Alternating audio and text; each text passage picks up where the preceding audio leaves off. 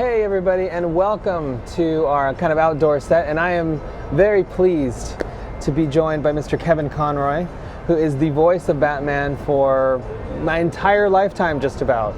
And I'm really happy to have him here. I just moderated a panel last night where we talked about Batman Arkham City. So let's kick that off.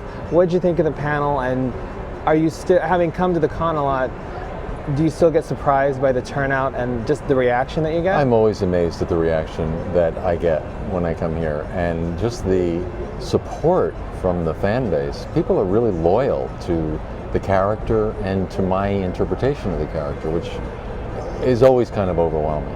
And the panel, I had a fabulous time because I got to interact with Mark. And Mark Hamill is a really fascinating, he's a Renaissance man. Yep. He knows so much about this industry, not just the Batman franchise, but all the different animation franchises and the animation studios, the history of the artists and the writers. He's really a resource of so much information, and he's a very talented actor. So that when we get together, we trust each other a lot, and we can really give and take a lot and play with each other a lot. And the audience picks up on that right away, and they see that playfulness. And it's what made Batman and the Joker such an interesting combination for the characters over the years. Andrea got to play on it, the director, because she knew what we were both bringing to it and the trust we had for each other. So it's been a unique situation where two actors who work really well together were playing these arch enemies, but who are so intrinsically involved in each other, Now that chemistry is really genuine. Did you have that right off the bat? Did you guys click, or is it something that developed over the course of working together? Both. Nice. It was an immediate click. You know how you meet people, and sometimes it's just that moment, and you just know you're going to be friends, and that's the way it was with Mark. But then, having had the opportunity to work on and off over 20 years now, which is nice. Really, well, it's not just nice. I mean, it's unprecedented. That just doesn't happen, and so that gives you, each time we come back to it, which is always maybe a year or 18 months between projects, you come back to it and you click right into what you had before, but then you bring everything you've got from life new in that last year or two, to build on it. And so it's been a very rich experience that way, and the product has benefited from it. Now what's been interesting is to see your portrayal evolved, because early on the animated series was geared towards younger, but some of the direct-to-DVD stuff got a little bit more adult and a little darker. And then, we come to Arkham, which is sort of like the apex. Incredibly dark. Incredibly dark, very true to the comics. And you managed to kind of navigate that very well. Well, at least my perception of it. Thank what you. was it like doing it? The directors helped me a lot with that, because they know better than I do what the final images they're going for. Mm-hmm. There are many ways to interpret a script. You can interpret the same script in lots of different ways in terms of the actor's portrayal, and they'll let me know, okay, this is going to be a much darker palette. Don't use the irony, because I love irony.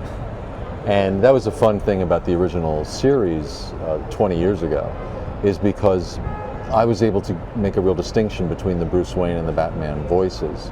And in doing that, I was able to play up the playboy aspect of Bruce Wayne. And I thought by playing up that lighter aspect of him, not only did it bring humor into the show, but it made the darker colors that much darker. Mm-hmm. It gives you a contrast. As it evolved over time, they went with a much darker palette, and the stories got darker. And then with this game now, it's incredibly dark. It becomes almost gothic. So the humor got left behind, and appropriately. It just didn't fit the new genre.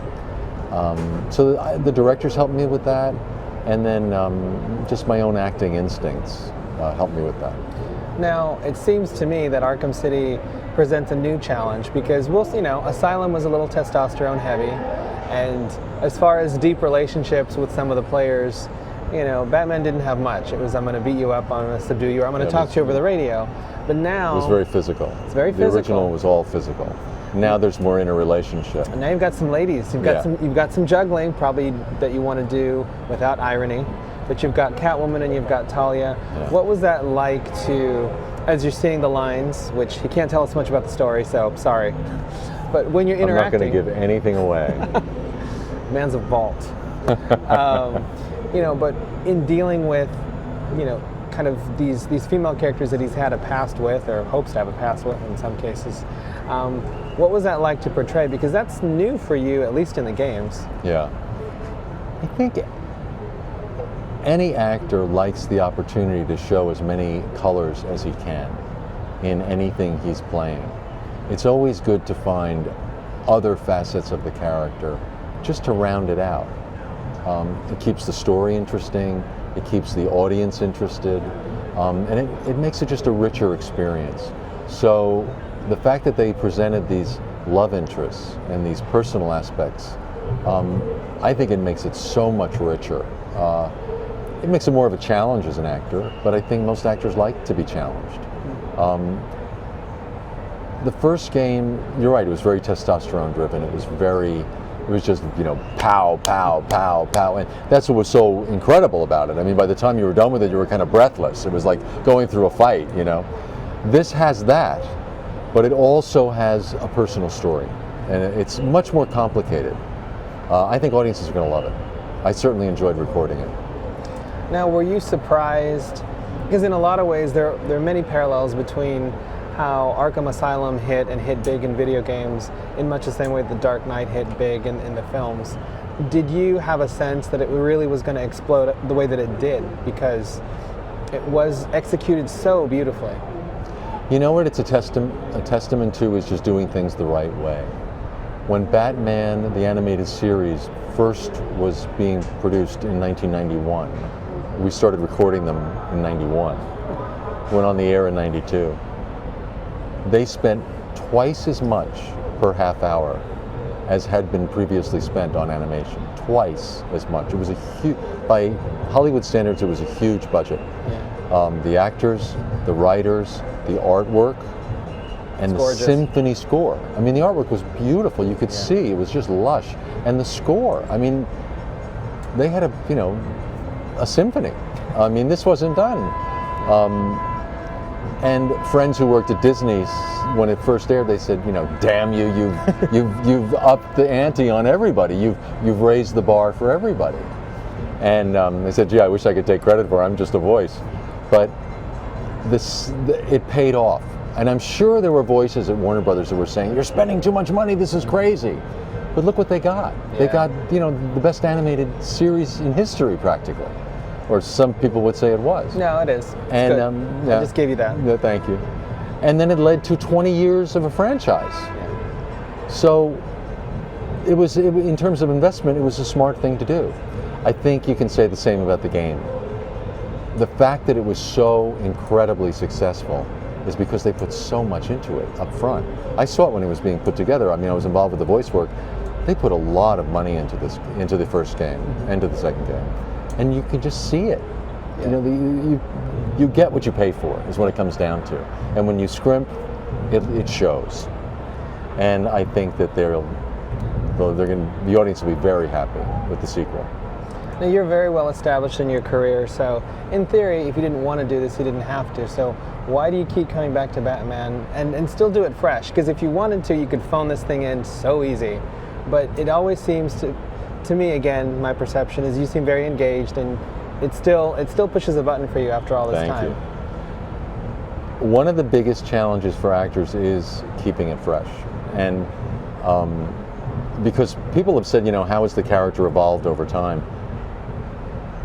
One of the big important features for me is to keep him consistent over time, because the audience knows him as well as I know him. Yeah. So many people in the audience know the anthology better than I do.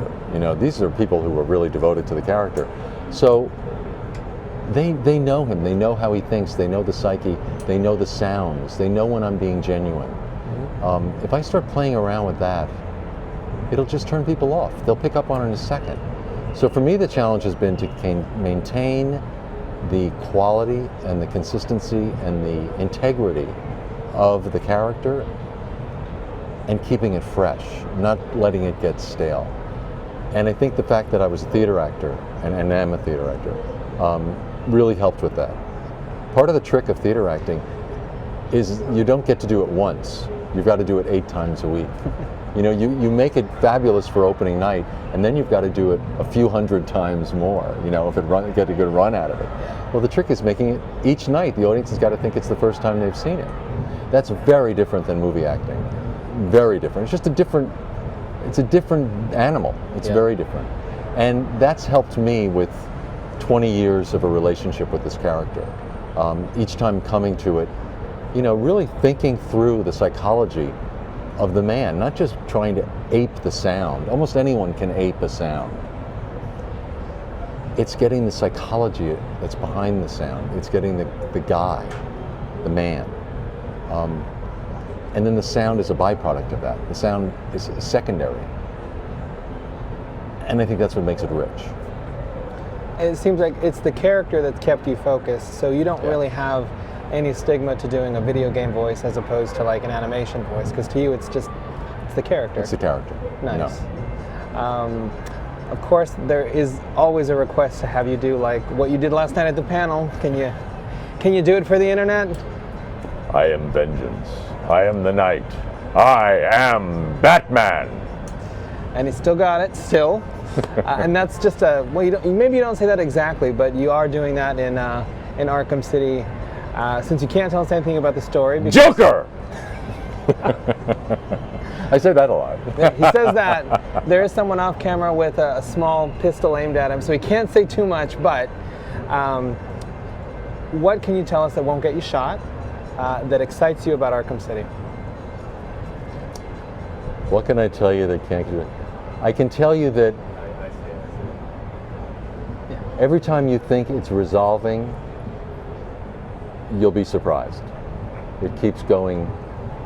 Because as I was recording it, I kept thinking I was recording the conclusion, and then it would go in another direction. So it's phenomenal. It's phenomenal how it evolves. How's that? That is perfect. I didn't see the gun lifted, so you're fine. Thank you. All right, well, it has been my absolute pleasure to have you here and to talk to you. Batman Arkham City is coming out this October, I believe, right? Gun person, this is true? It's coming out this October. We're going to have as much on this game as we can on the site. We're super excited about it. Kevin Conroy, thank you for being here. Thank you, my pleasure. All right, now we're going to go back to the show and check out even more cool stuff from Comic-Con.